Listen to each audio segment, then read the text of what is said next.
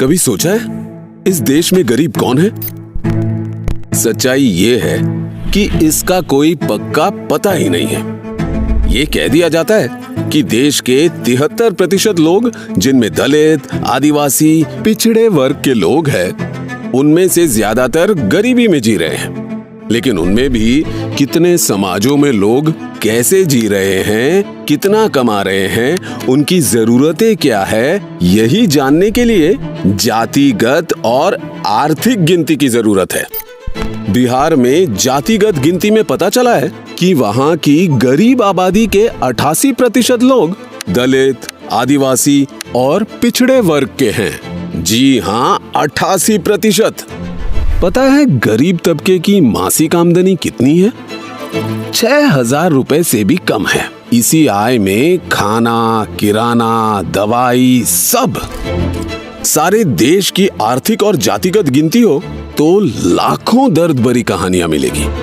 आज भी देश की 200 बड़ी कंपनियों की टॉप पोस्ट तक एक भी आदिवासी, दलित और पिछड़ा नहीं पहुंचा, जबकि 85% मजदूर पिछड़े वर्ग से हैं। गूगल सर्च कीजिए कि किसी बड़े मीडिया चैनल का सीईओ या मालिक दलित, पिछड़ा या आदिवासी है? कितने पिछड़े वर्ग के जज है? और गटर में बिना मास्क लगाए उतरने वाले वो सफाई कर्मचारी किस समाज के हैं? देश में आपको 2 हिंदुस्तान दिखेंगे, एक अरबपति वाला और एक गरीबों का हिंदुस्तान। जब तक अपने हक का पैसा उस आखिरी गरीब तक नहीं पहुंचेगा, इस देश में 2 हिंदुस्तान बने रहेंगे। पहला कदम होगा जाति जनगणना, उसके बाद आर्थिक सर्वे। भाजपा जातिगत और आर्थिक गिनती का कितना भी विरोध कर ले, पर देश के सबसे गरीब लोगों को तभी न्याय मिलेगा जब वे सही तरीके से गिने जाएंगे।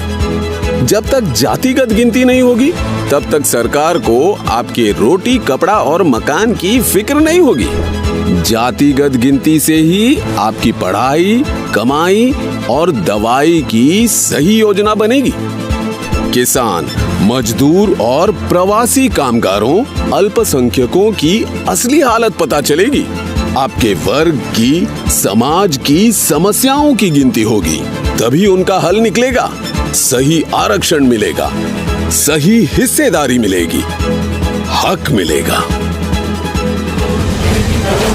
जब इस देश को चलाने में देश के सबसे कमजोर समाज की आवाज सुनी और गिनी जाएगी, तभी ये देश तरक्की करेगा।